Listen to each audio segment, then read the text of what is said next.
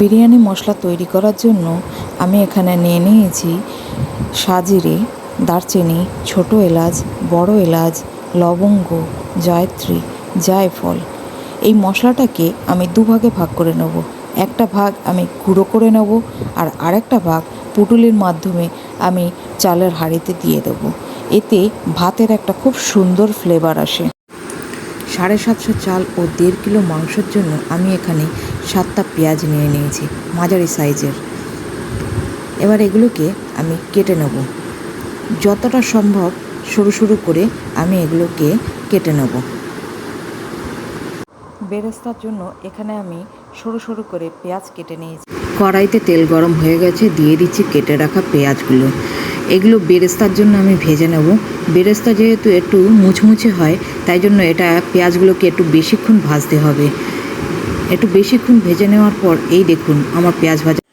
টক দই, গোটা গরম মশলার গুঁড়ো, ধনেপাতা, পুদিনা পাতা 1 মুঠো পরিমাণ, আদা ও রসুন বাটা, ধনে জিরের গুঁড়ো ভেজানো, শুকনো লঙ্কার গুঁড়ো, আর কি 4টে সেদ্ধ ডিম। বিরিয়ানির জন্য আমি এখানে ইন্ডিয়া গেট বাসমতি রাইস নিয়েছি। এখানে আমি জল ফুটতে দিয়ে দিয়েছি এবং আমার বেঁধে রাখা পুটলিটাও আমি এর মধ্যে দিয়েছি। সামান্য কিছু ঘিও অ্যাড করেছি তার সঙ্গে।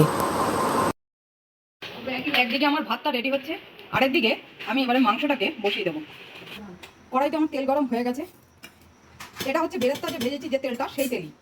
এর মধ্যে আমি তেজপাতা ফোড়ন দিয়ে দিলাম, 3টে কাঁচা লঙ্কা, শুকনো লঙ্কা এবং জিরে। ফোড়নটা সুন্দর ভাজা হয়ে গেছে। এবার গরম কড়াইতে আমি দিয়ে দিচ্ছি কেটে রাখা পেঁয়াজগুলো।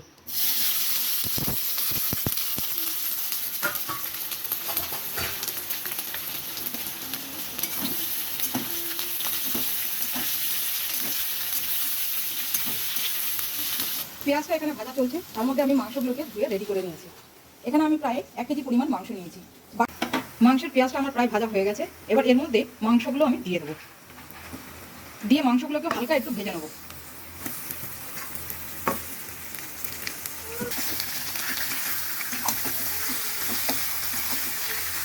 মাংসগুলো হালকা ভাজা হলে তারপরে আমি বাকি মশলাগুলো এর মধ্যে অ্যাড করবো।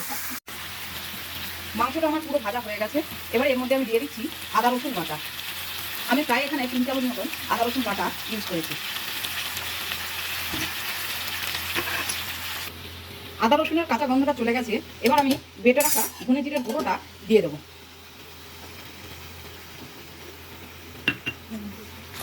ধনে জিরে আদা রসুন সমস্তটাই আমার ভালো করে কষানো হয়ে গেছে। এবার আমি দিয়ে দিচ্ছি লঙ্কার পেস্ট। এখানে আমি কোনো রকম হলুদ ব্যবহার করবো না, তার বদলে ব্যবহার করবো ফুড কালার। এবার এর মধ্যে দিয়ে দেবো ফেটিয়ে রাখা টক দই। এই পর্যায়ে আমি আঁচটা একদম কমিয়ে নিয়েছি, নাহলে টক দইটা ফেটে যাওয়ার সম্ভাবনা থাকে।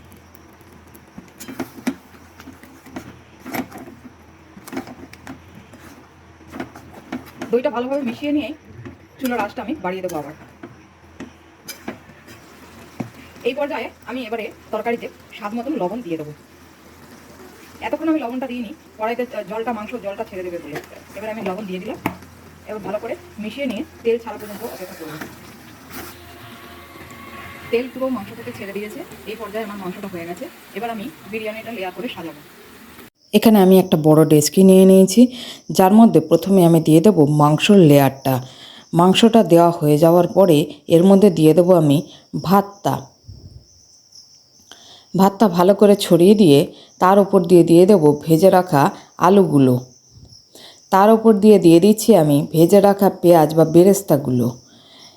আমার গুলে রাখা যে কেশর জলটা ছিল সেটা দিয়েছি এবং দুধ গুলে রেখেছিলাম আমি, সেইটা অল্প পরিমাণ দিলাম। পুদিনা পাতা ও ধনে পাতা সেইটা দিয়ে দেবো, অল্প একটু পরিমাণ ঘি।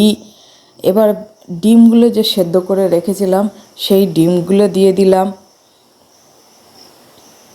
আবার এর উপর দিয়ে আরেক প্রস্ত ভাতের লেয়ার দেব।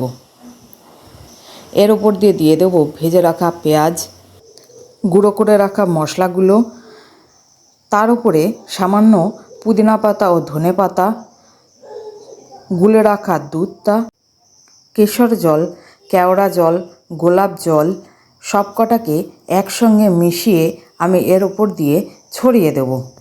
এখানে আমি অ্যালুমিনিয়াম ফয়েল নিয়ে নিয়েছি এটাকে র্যাপ করার জন্য। আমি ভালো করে অ্যালুমিনিয়াম ফয়েল দিয়ে এটাকে র্যাপ করে দেব। পুরোটা আমার একবারে অ্যালুমিনিয়াম ফয়েলে হয়নি, তাই আমি দুবারে এটাকে ভালো করে র্যাপ করে দিচ্ছি। এই দেখুন আমার র্যাপ করা হয়ে গেছে। এবার এটাকে দমে বসিয়েছি 45 মিনিটের মতন। 45 মিনিট হয়ে গেছে, দেখি এবারে কেমন হলো।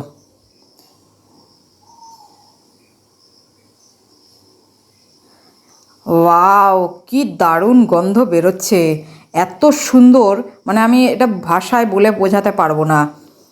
আমার তো এখনই জিভে জল চলে আসছে। এবং দেখুন কি সুন্দর ঝরঝরে হয়েছে। আশা করি এইভাবে বানালে আপনাদেরও খুব লাইট ওয়েট একটা বিরিয়ানি বাড়ির জন্য তৈরি হয়ে যাবে।